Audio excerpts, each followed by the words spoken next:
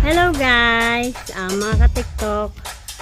Di ba lahat tayo nagkakaroon ng problema sa mga kilikili?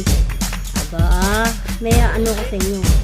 Kasi nung dati nung high school ako, may ibang brand akong ginagamit. Siyempre, hindi naman maiwasan na pagpawisan ka, gano'n. And then yung ano ko, napapansin ko lang sa uniform ko, nagkakaroon siya sa mga ganito ng kulay. Sa ganito-ganito. Naninilaw. Tapos, nagatutong-tutong, natigas.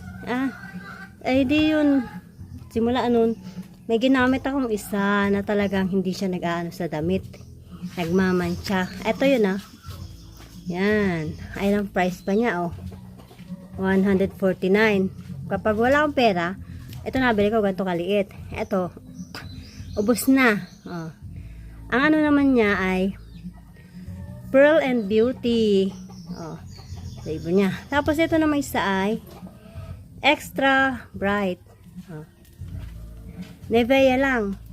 Yung asawa ko din, nagamit siya ng ibang brand. Nabili yan sa mga tindahan ng mga sachet na deodorant. Basta ito na pinapagamit ko sa kanya. Always na ito nagamit niya. Kaso, may panlalaki naman to, kaso walang pambili. Kaya sa ganito na lang din siya nagamit. Ito lang bilhin nyo, Nivea. Kanta na lang, kanta natin.